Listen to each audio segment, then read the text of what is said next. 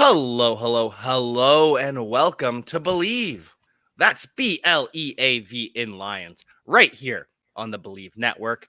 I'm your host at Jaffanaw87, Jack Kavanaugh, and I am joined as always by the Detroit Lions legend, the safety that led the league in interceptions in 2014, all pro Glover Quinn. Yes, sir. What's up, man?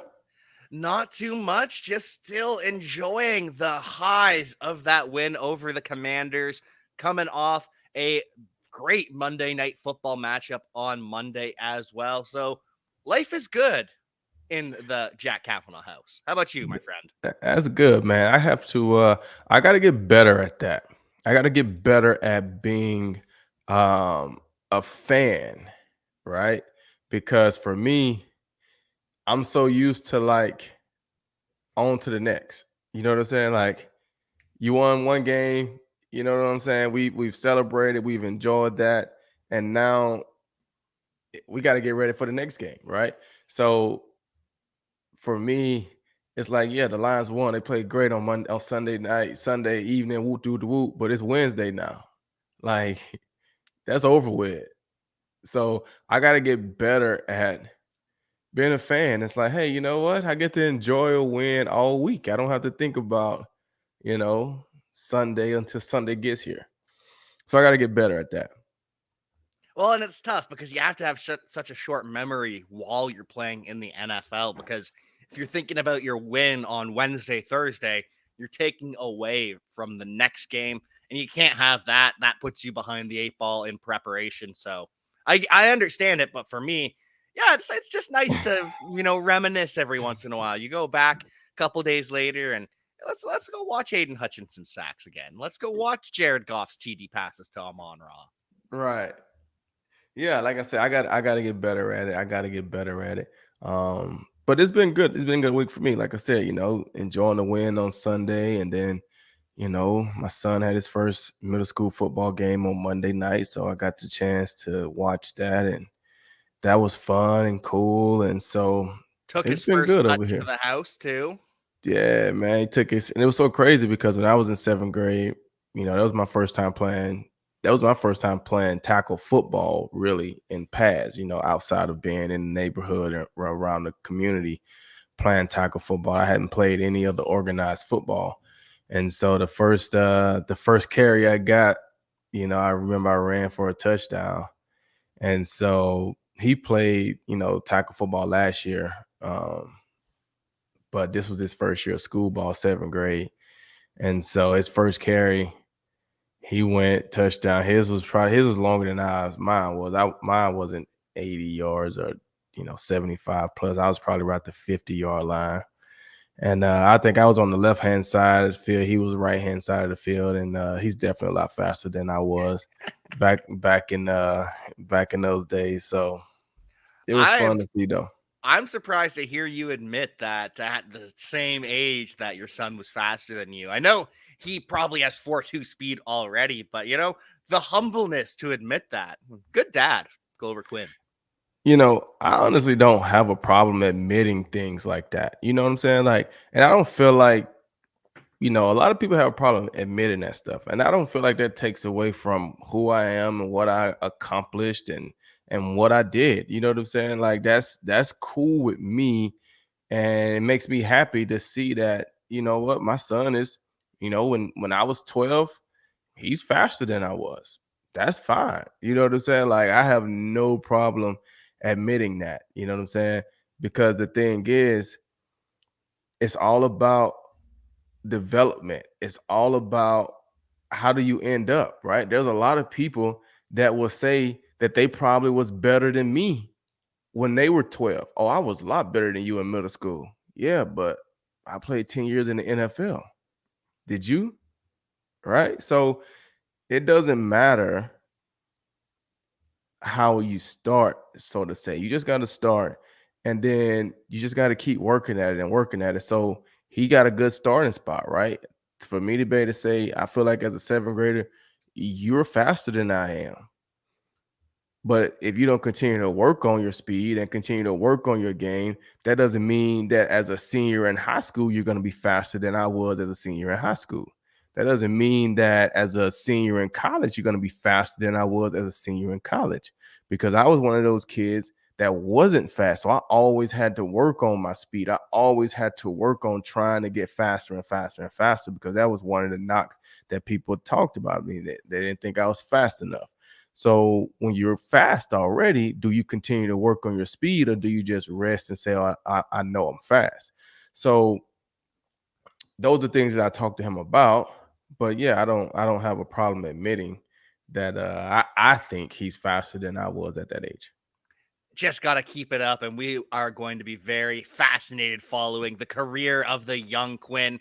He's got a little bit of help at home, too. Probably a little bit of good coaching going on should he choose to take advantage of it. But as you've said, you're in the clubhouse. You get to just, you're sitting there. You played a 9 under game. You're sitting in the clubhouse just enjoying it while everyone else just gets to catch up.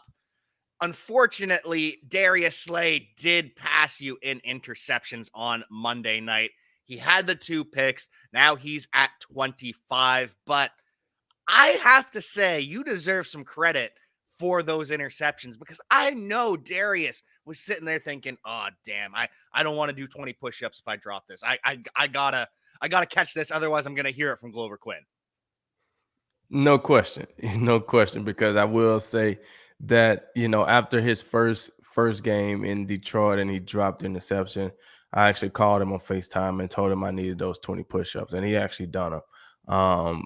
And so once again, in this scenario right here, congratulations to my guy Darius Slade.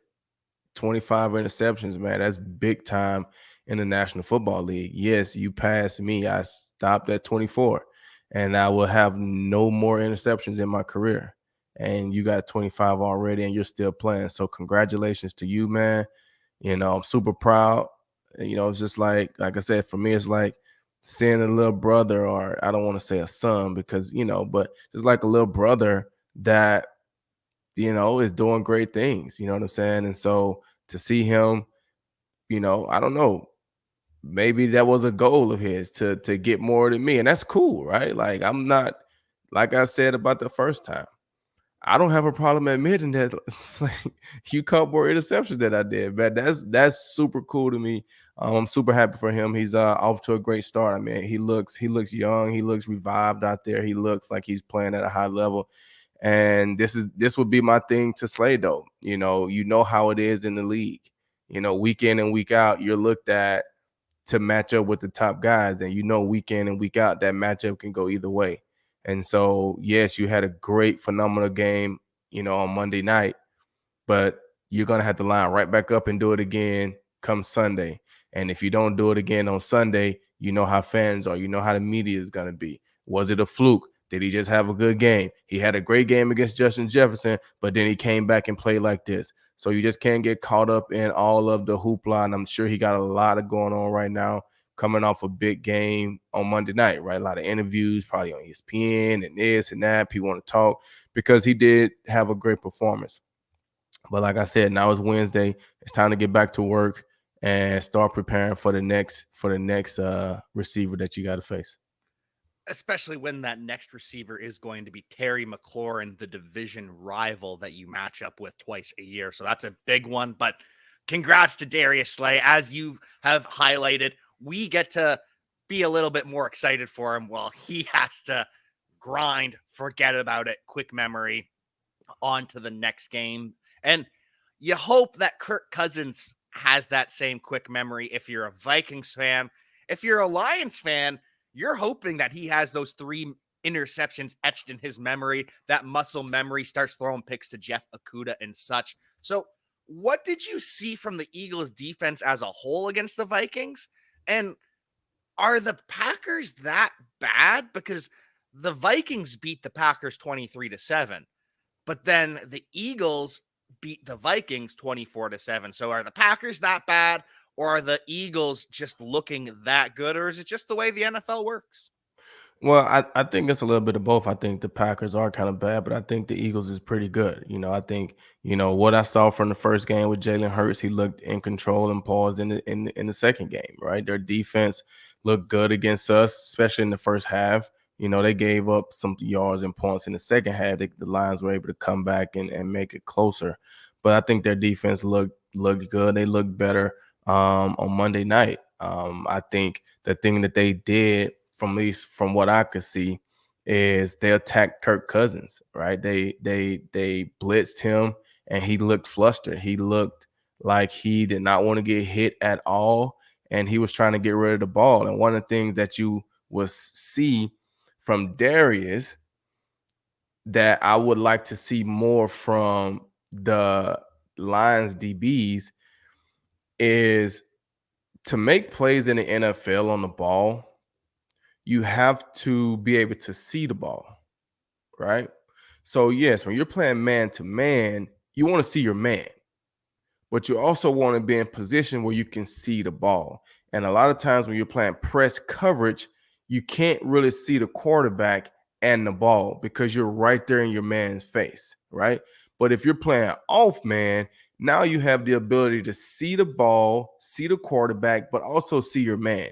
You got time to get a quick read from the quarterback to see its pass, to see its 3-step or its 5-step or whatever kind of drop that the quarterback is doing. That tells you the kind of routes that you're going to get.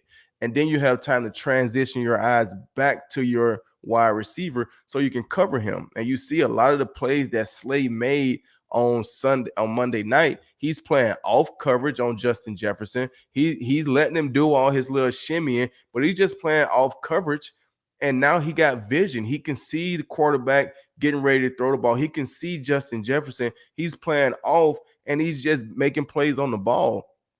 If you look back to the first game when we played against the Eagles, right? Slay was locked down all day on DJ Chark, right? But the one play that DJ Chark had on Slay was when what? They threw the fade route, right? He caught the touchdown, but Slay was in press coverage.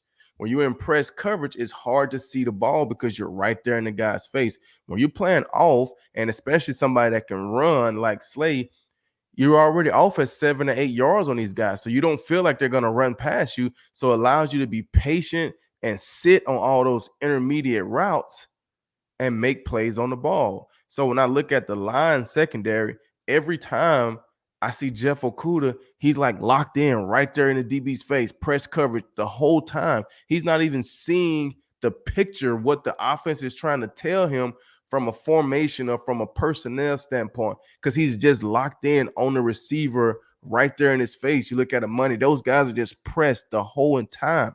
Like, bag off, know you're in man coverage, know what your responsibility is, but back off so you can at least see the offense, see the motion, see guys. Like, look at guys. They'll tell you what they're doing. They'll tell you if you just look at them. But if you get locked in too early on your wide receiver, you miss a lot of details. And so is that a personal preference thing as the corner? Is that something that Akuda and Oruwariye are deciding play in, play out? Or is that coming from the defensive sideline? That's what the coaches, the DB backs, Aubrey Pleasant and Aaron Glenn are telling them, because it makes sense when you think historically.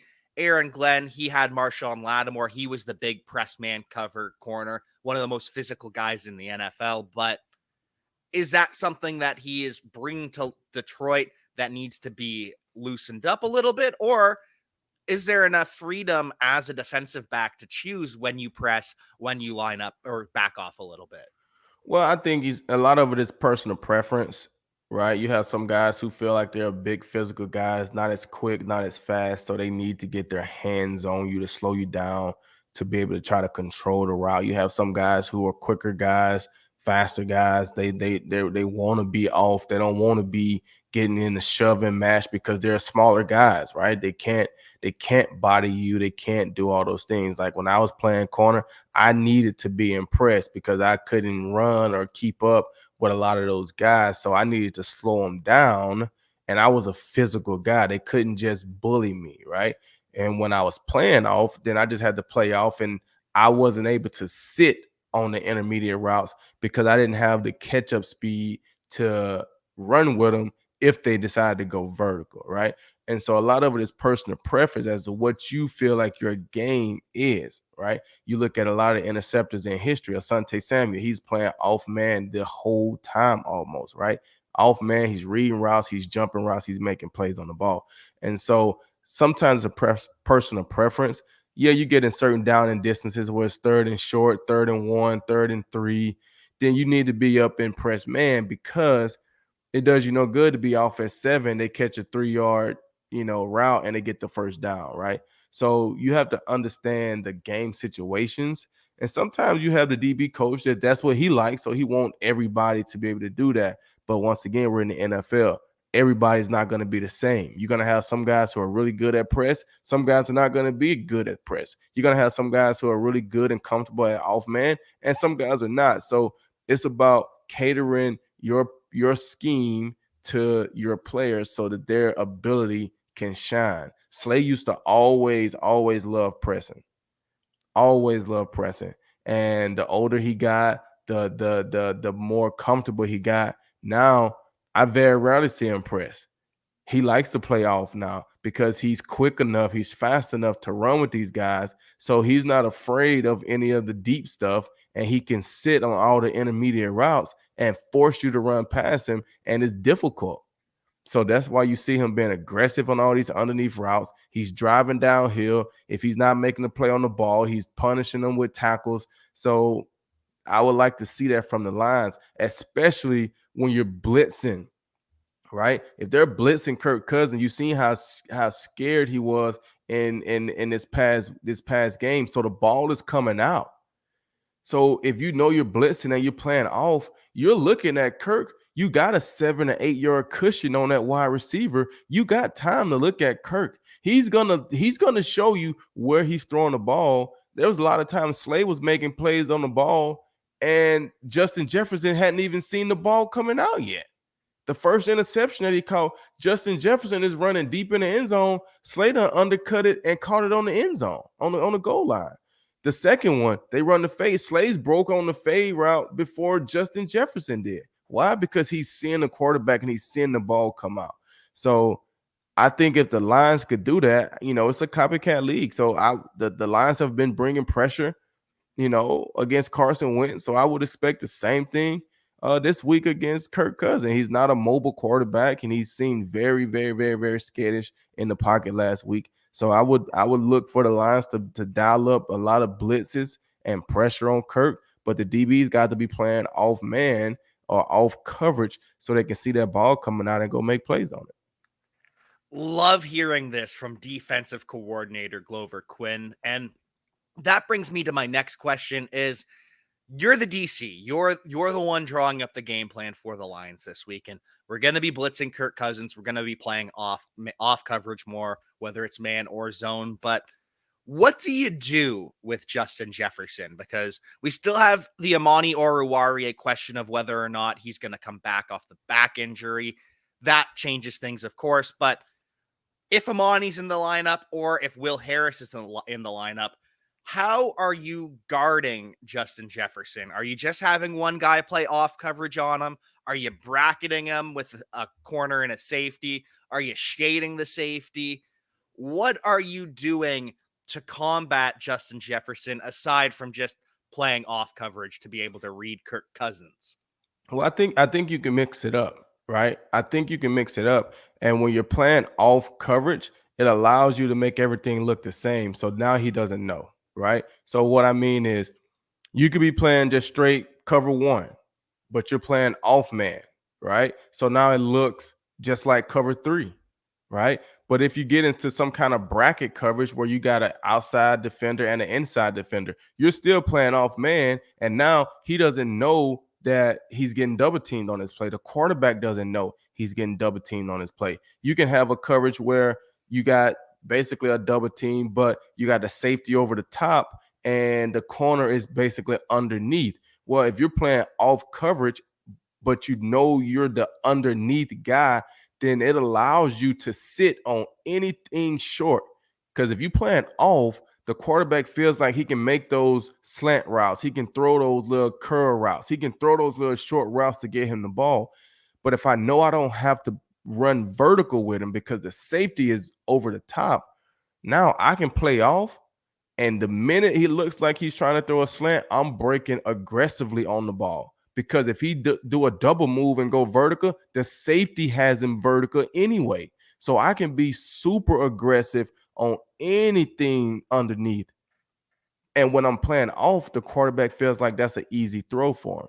Like I said, you go back to Asante Samuel. There was a lot of times he caught interceptions in New England playing two-man, and in two-man, that means you got two safeties high playing the halves, and the underneath defenders are playing man-to-man, but they are underneath the wide receivers. They're playing inside and underneath. They got all of the short routes because if they go vertical, the safety is back there to help them out. So Asante would play off and make it look like he was back there one-on-one, and anything short, he was driving on it, pick sixing it because he could play that way. So I would mix it up on him, but I would make it all look the same. Then I would mix it up with the looks, right? Press him and be playing a double coverage. Press him and be playing a zone. Play off man and be playing a blitz or just whatever. But you can't give it away and be one dimensional.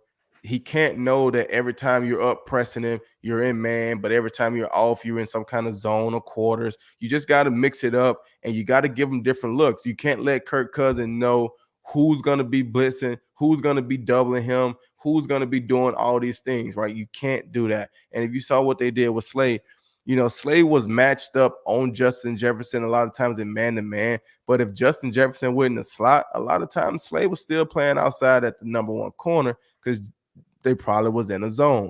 And it worked out because they trying to run those corner routes. They trying to run those out routes. And Slay, when you got a tight end outside, he's not respecting that guy. He knows what's going on. You're trying to just get him caught up with the tight end so you can throw the ball to Justin Jefferson. So Slay was able to play and make plays on those balls as well. So I feel like the Lions got to do some of the same thing. If they look at the way the Eagles played Justin Jefferson, they could have a pretty good blueprint as to how they can stop him.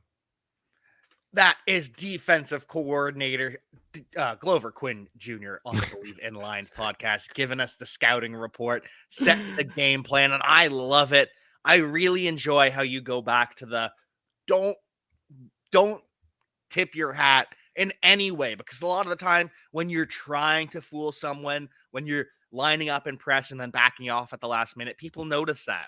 Whereas, as you've said, when you make everything look the same, or you have a couple different looks but do everything the same out of those looks, it's impossible to know. That's when Kirk Cousins starts having those malfunctions. We see them all the time where something just goes off and all of a sudden he's taking a knee instead of spiking the ball. He is throwing an interception to Glover Quinn twice, Avonte Maddox once. So what do you think about Kirk Cousins? Because he was only in Minnesota for that final year of your career, and unfortunately the Lions lost both games against him.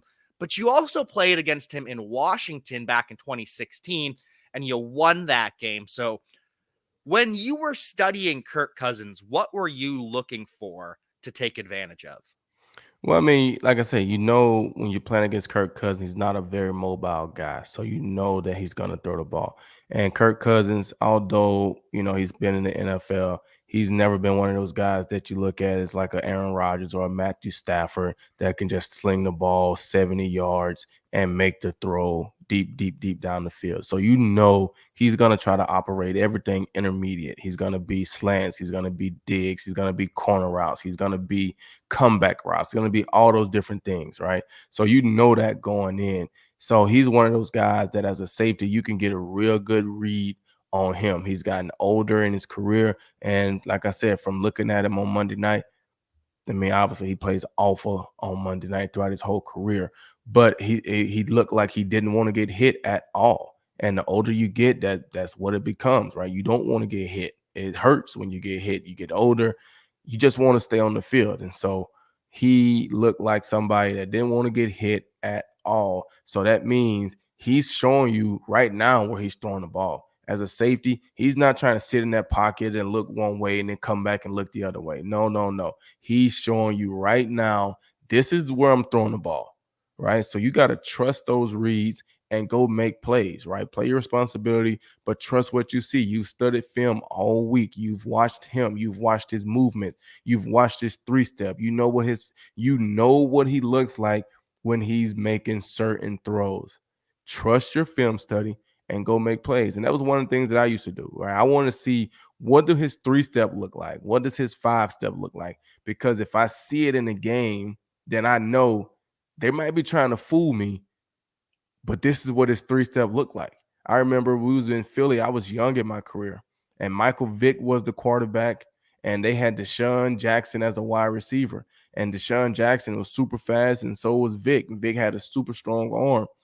And I had studied Michael Vick's three-step. I had studied his move the whole entire week. And so I'm lined up on Deshaun Jackson, knowing I can't run with Deshaun Jackson. Vick comes out, and when I see it, I'm like, oh, this is his three-step. So I end up driving on the ball before he even threw it. Deshaun Jackson, if he would have just kept running, he would have clearly ran right past me. But him running right past me didn't jive with Michael Vick's drop. Michael Vick's drop was a three-step, which told me it's going to be a short route. And had Vick threw a ball that was low enough, it would have been a pick six. He threw it too high, so it went over everybody's head. But that was probably because he saw me breaking on it, and he really didn't want to throw it. You know, given that it was Deshaun Jackson, he probably was expecting to have some off corner, right? I got space out there. I'm gonna give him a quick pass, let him make somebody miss, and get up the field. But his three-step told me that it was going to be a short pass. So I was able to get a head start on that. So those are things that you got to watch throughout the week as you're watching film. What does his three-step look like? What does his five-step look like? What does he look like when he wants to throw the deep ball? You know, if you think back to Peyton Manning, Drew Brees, a lot of those guys. See, Drew Brees if he was throwing quick to his left, he would just back straight up. If he was going to his right, he would come out in a normal three-step drop. You know what I'm saying? He would come out and have his shoulder opened up, right? But if he was going to his left, he would just catch the ball and bag straight up. So when I'm watching that, I'm like, oh, snap. If he goes straight back, he don't turn his shoulders. He's trying to go to the left side. When he come out and turn his shoulders, he's going to the right side. So now when I get in the game and I see him get the ball and he comes straight back, I'm already gone because I know this is where he want to throw the ball. Those are things that you got to pick up on. Those are things that you got to see. So the two main takeaways I have from that is, number one, Michael Vick was so scared of you breaking on the ball that he didn't throw you a pick six. Grover Quinn scared Mike Vick out of throwing a pick six. And number two is more of a question. Is that how you ended up picking off Drew Brees, is reading that body language on top of the flipped coverage where you had Diggs go deep and you played the short? Yeah, that has a lot to do with it. I mean, knowing, going into that play to picking Drew Brees, I mean, it's 3rd and 12. So they got to try to get the first down. So who's he going to go to? He's going to go to his security blankets. And they had Jimmy Graham in the game, but I think Jimmy Graham was in a grave digger position. So he was blocking. Or they had took Jimmy out and they had from the formation. I knew the tight end wasn't going out because he was in a blocking position. So who else is he going to go to? At that time, their second basically tight end, which was Marcus Colston, right? I think it was Marcus Colston, worked with Drew Brees a lot, went to Super Bowl help. You know what I'm saying? That was his glorified tight end. So 3rd and 12, you got big receiver working on smaller DB in the slot. That's where Drew's going. He's not trying to throw the ball outside. He's going right there in his face. And I knew they had to go at least 12 yards to get the first down. So I could be patient and let the routes develop. And then I saw it and I just went. So that's how that happened. But yeah, you got to study these quarterbacks, man. They're going to tell you they're pros, right? So pros do the same thing all the time for the most part. So the way he looks, you look at the Eli Manning, Chad Power stuff that's been going out. Eli Manning goes to the the whatever it was, and he looked the same exact way that he looked when he played. It just can't happen. Why? Because that's who he is. That's what he's done for so many years. So he can't help it. So these quarterbacks, they can't help what they do. They can't help it. That's who they are. The same way as wide receivers, DBs. You can't help it because you do it so much that's just how you do it. That's just who you are. So if you study it and pick up on it, they'll tell you exactly what they're gonna do. And that's probably why Slay was able to make so many plays on Justin Jefferson. Because you see when he run his routes, he's real like, trying to get you. And sometimes he do this and you go and he breaks to the corner, and he do this and he breaks to the post and you break it to the corner. Slay was just being patient and sitting on all of it. And so you just got to watch those things. Just so fascinating hearing all the different tells of different positions. And I have to wonder, is there that the same case for running backs? Because they're playing a little bit of a different position. I know in pass protection and running routes, absolutely. But when they're running the ball, it's a bit more of an instinctive thing, I imagine. Of course, you know which hole you're supposed to hit, but then all of a sudden things open up and you cut at the last second. So when you're studying running back film, is there anything that you can tell from that in terms of where they're going to run, when they're going to bounce it, et cetera, et cetera? And does Dalvin Cook have any of those things? Because you played him 3 times throughout your career, once in 2017, where he did fumble, and that's the only TD he scored against the Lions when you played as well. And then 2018, you played him twice, and he was shut out both games. Right. And so the thing about running backs, when you're studying running backs, you want to study their running style, basically, right? Are they a guy that's looking for the cutback? Some of these runners are looking for the cutback. They don't want to keep the ball front side. They want to stretch it, and they look for the cutback, right? I don't want to be giving out scouting reports, but if I looked at, say, DeAndre Swift, right? You look at a lot of his big runs, he's cutting back, right? You look at the big run he had Sunday, right? He pressed to the hole, and once those linebackers over pursue, he puts his foot in the ground and he cuts back right up the middle. And now he's off to the races, right? I played with Arian Foster, was very big on stretching the ball, running that Denver type style stretch offense. They're stretching the ball to the front side. And as soon as the hole opens up, he's putting his foot in the ground and he's getting downhill, right? And then you have some running backs that regardless, they keeping it front side. They don't like to cut back, right? You look at the Le'Veon Bell types, they just kind of sit back there and just kind of wait, right? They want to see what's gonna happen. So you kind of have to understand the type of runner that you're facing. Dalvin Cook, obviously, he has a little bit of everything, right? He's a power guy. He's a stronger guy than most people probably give him credit for. So he can beat you. He could be a power back, come downhill, and keep the ball front side. But he's also a speed guy. Although I did run Dalvin Cook down in, I think, 2018, maybe 17, one of those years. He broke out for us on a long run, and I had to go get him. So I will give myself that little credit, even though I wasn't very fast. But he has the ability to put his foot in the ground and cut back, circle the defense, and take it the distance. So Dalvin Cook is one of those special backs that can do it all, especially when he's healthy. So the Lions got to do a very good job of making sure they keep him contained. They do.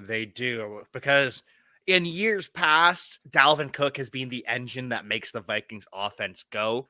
That might be changing towards Justin Jefferson, but still, it's really a 1-2 punch. You have to cover both. You can't let either of their two top players on offense beat you. So thank you, DCGQ, for that. Now, Just hold on, real quick. Do you have numbers? I don't have the numbers. Do you have the numbers of for Dalvin Cook on Monday night? against the Eagles this game, Yeah. I can pull them up real quick here. Let me Uh, see what those numbers are. Because I have a thought. It was a slower game from him, if I recall correctly. I'll just get the actual stats up here when they load, but it wasn't okay. So here we go. Oh, that was even worse than I remembered. So Dalvin Cook, 6 carries, 17 yards, 2.8 yards per carry. And then through the air, he had 4 for 19, 4.8 yards per reception. Right. So this is what I want to say. Right. So lines, tune in for this. Right. Okay. This is my scouting report going into this game. How I think the game could possibly go. I think it'll be exactly, exactly like what we saw in the first game from the Detroit Lions. What did we come out of that first game saying? Give the ball to DeAndre Swift more, right? So you look at the first game. They playing against the Packers. What happened? Justin Jefferson, 9 catches, 180 some yards, 2 touchdowns. Woo, woo, woo, big time, right? You come back the second week, and instead of continuing to feature Dalvin Cook to open things up for Justin Jefferson, seems like you wanted to make Kirk Cousin and Justin Jefferson the show, and it don't work out for you. So I would expect them coming in week 3 to say, we got to get back to running the ball because we can't put all the pressure on Kirk Cousins to sit back there and pick offenses apart, pick defenses apart. We got to run the ball so that opens up play actions and these type of plays for Justin Jefferson. So I wouldn't be surprised if Dalvin Cook is getting way more than 6 carries. Way more than 6 carries. So we got to be ready to stop Dalvin Cook, and then that will help us stop Justin Jefferson. Because I don't think they'll come out this week and try to do the same exact thing that they done last week. We've seen what it's like when Kirk Cousins is just trying, to win the game for you. Yeah, Kirk Cousins is not that guy. He is at his best when he's working off of play action, when he can it's a balanced offense and he can take Right. advantage of both. So thank you, DCGQ, for the defensive shutdown of the Minnesota Vikings that we're going to bring. But now for the offense, I do want to wonder, if you're the Lions offensive coordinator, how are you going to take advantage of the Vikings defense after watching them against the Eagles? Because they're getting up there in the secondary. They've got a mix of young and veteran. They've got Harrison Smith still back there. They've got Patrick Peterson playing as corner. So are those two still the elite players they've been, or are they who you target now? Do you go after the young safety Cameron Bynum instead? What are you looking for to beat this Vikings defense? Well, I think you have to do a little bit of both, but I think you can't attack those guys in the ways that play into being a veteran, right? You're gonna have to attack those guys in the ways that hurt veteran, right? If you feel like they're losing a step running or things like that, you look at the opening week against Green Bay, the receiver runs right past Patrick Peterson, right? So you might say, okay, well, that's one play that we saw on TV, but when you're watching the film, you may see 4 or 5 other plays where that's happening. So you might say, okay, I see what's going on here. Patrick Peterson has a reputation of being this guy, but he's in year 10 or so right now. So he's probably in year 12, maybe. Something like that. He's Because I up think there. he's older than Slay, and Slay's in year 10. Um, so now he may not be that elite speed guy, but he's still fast enough, right? He's smart because he's done it for a while. But anything underneath, he's probably sitting on all that stuff, right? He's probably sitting on a lot of that stuff. So if we're gonna, attack him based off what they run, it's gonna be deeper passes, it's gonna be crossing routes, it's gonna be things that forces him to run, right? If we feel the same way about Harrison, can he get sideline to sideline from the deep area of the field? Can he play that cover 2 and still get there? Can he play and cover man to man? Can he run and cover TJ Hawkinson as a tight end? Can he do those things? And if he can, then we try not to attack him because he is a veteran. He's done it so many years and he can hurt you, right? But if he's showing that I don't know if he can still run like he used to. Okay, well, we're not going to make it easy for him and run TJ Hawkinson just on little simple, out routes or, no, we're going to run deep over routes. We're going to see if Harrison can run from one side of the field all the way to the other side of the field and keep up with a younger Harrison. I mean, a younger TJ Hawkinson. And so then when it comes to the younger guys, well, those guys physically, they probably can run. They probably can keep up with those guys physically. Now you got to beat those guys mentally. Can they have the eye discipline? Can they, you know, can the young safety, can they cover TJ Hawkinson when he starts to run the deep over and then he puts his foot in the ground and come back for the corner route? Because yes, he can keep up with him running across the field, but can he have the eye discipline to keep his eyes on him when he comes back? Right? But against Harrison, you probably don't want to do the comeback or the corner route because you're probably going to be outrunning him to the other field. And when you come back, you're going to play right into where he's at anyway. So it's a little bit of both when you're dealing with young players, older players, and how do you attack those guys. But a lot of it will come based off what you're seeing on film. And unfortunately, I haven't saw the full breakdown film on those guys. I just saw and know what I see from the little bit that I see on TV. And that's always the thing is we as fans think we understand what's happening from the TV copy, but no, you got to go to the all 22 to get the full picture to see, okay, well, yeah, this guy looked like he got burned on the TV copy, but no, it's because that's not the coverage he was playing.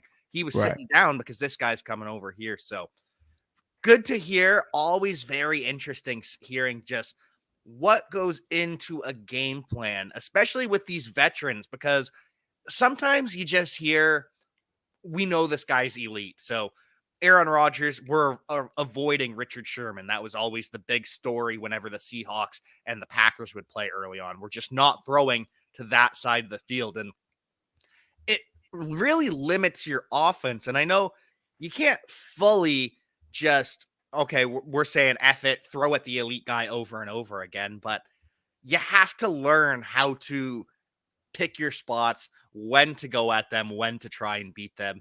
And I know you over your career learned plenty about picking your spots. That's why you picked off Teddy Bridgewater twice in 2014. That's why you picked up Christian Ponder in your first season with the Lions in 2013. Man, I think Christian Ponder was my first interception with the Lions. Opening day 2013. I think I you're caught an right. interception to end that game and then came back 2014. I caught an interception both games against the Minnesota Vikings. One up in Minnesota, which was my second pick of the season, and then another one when they came to us later in the week in the year, which was my I think sixth. I think the Tampa one was 5, and then Minnesota was 6, and then Chicago ended up being 7. Um, and then I had another forced fumble against Adam Thielen.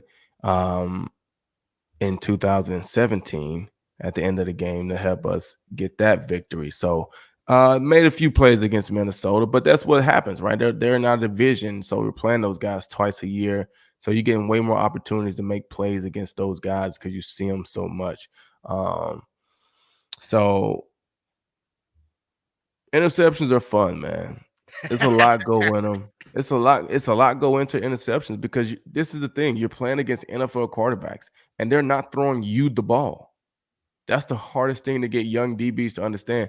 The quarterbacks are not throwing you the ball. They're throwing it to the receiver. So you got to be close enough to your guy to try to make a play on the ball. Yeah, I get it. It's zone sometimes, and you can read the quarterback, and sometimes, bad throws happen. And we get all that. But it is the NFL, and these are professional throwers, and they're not throwing you the ball. So when you do get an interception, they're fun. And when you become really good at getting interceptions, that's a lot of fun. You know what I'm saying? But I don't know if those guys are elite anymore. I don't know if they have anybody where I'm like, hey, we're not going to his side because of this, and that. right? Like it used to be when those guys were in their prime, right? You used to couldn't hardly go at Patrick Peterson because he was big enough, he was strong enough, he was fast enough that he could press you, he could run with you, he could do everything. I think he went 7, 8 years consecutive going to the Pro Bowls, right? I think there was a time when Harrison Smith was, a super elite safety. He was in the box, he was in the deep field, he was catching 5, 6 interceptions every year. He was playing at a super high level, right? There's time like you talked about Richard Sherman. Those guys were, you know, you had a better chance of not going over there than if you go over there, you're going 50-50. And a lot of times you don't like those odds, right? But I don't think those guys are that anymore. I think Patrick is still he's Pat P. He still can play, but I don't think he has the speed as like he used to have. And I haven't heard anything from Harrison all year. So because I haven't seen the all 22. He may be still out there making plays, but I haven't seen anything. So I will have to take a look at some numbers and see what's going on with them. But obviously, he didn't do enough on Monday night, neither one of them.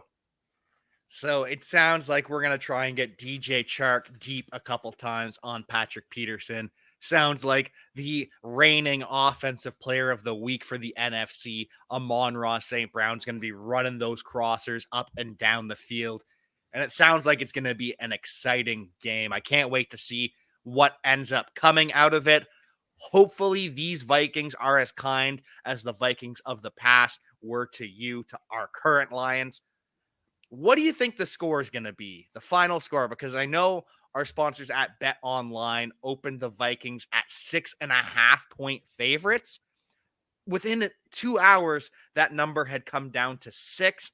And it sounds as though the number is going to keep coming down. People don't think the Vikings are going to beat the Lions by 5, 6, 7 points. What do you think? How's this one going to shake out? Well, I mean, if I was a betting guy, I'm definitely picking the Lions based off the spread. Yep. That's no question. I don't think the Vikings are going to win, and if they do win, they're definitely not going to win by 6, 5, or whatever many points. Not going to be the case. Yep. Um, I'm gonna go. I'm gonna go. Lions are gonna win, and I'm gonna go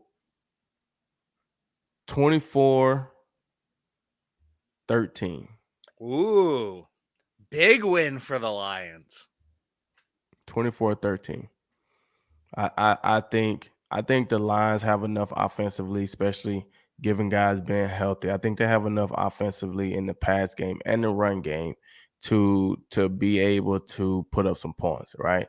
I think we're seeing that everybody's understanding that the run game, the running backs, Swift and Jamal, they can get theirs in the run game, they can get theirs in the passing game. Wide receivers, if you get open, you can get yours in off the run game, right? Play action, plays and things like that. So I think they got a good vibe going right now. I think Jared Goff is feeling good coming off of a 4 touchdown game. If Swift is healthy, the wide receivers, they seem to be healthy. TJ seems to be healthy. I think they got enough guys offensively where they can score. I mean, they've scored 35 points in 3 consecutive games dating back to last year. So I wouldn't necessarily give them 35 for the fourth, but I can give them 24. I think, 3 touchdowns and a field goal, I think they can muster that up. And I do feel like they defensively will be able to get enough pressure on Kirk Cousins to affect him. And yeah, they may give up a touchdown. They got some talented guys. But I think they'll do enough to hold them to some field goals and ultimately get the win 24-13. Absolutely love it. You're in a similar boat as me. I don't think that the Lions are going to score 35 for a third week in a row because weird things just happen in divisional matchups. It's always tough. However, I still have them scoring 27 and winning by 7 points over the Minnesota Vikings. 27-20 Detroit Lions win, which would have the Lions covering the spread that the Vikings currently have over on Bet Online. So, Glover, Glad to hear we're on the same page. Let's hope for another Lions win. Let's hope for a lovely little vacation from you. And in the meantime, any pluggables to plug? Um, I don't think so. I don't think so, man. Just same stuff, same stuff. Um, All the watch some GQ football. accounts, right? Yeah, yeah. I mean, I'm working on some stuff, man. It's so fun to me right now to be at this stage in my life. Just I was talking to my manager the other day, and this is what's funny. I was talking to my manager the other day, and I told him something that I was doing that I wanted that I was getting into, and he was like, "That's cool, man. Is that the best use of your time?"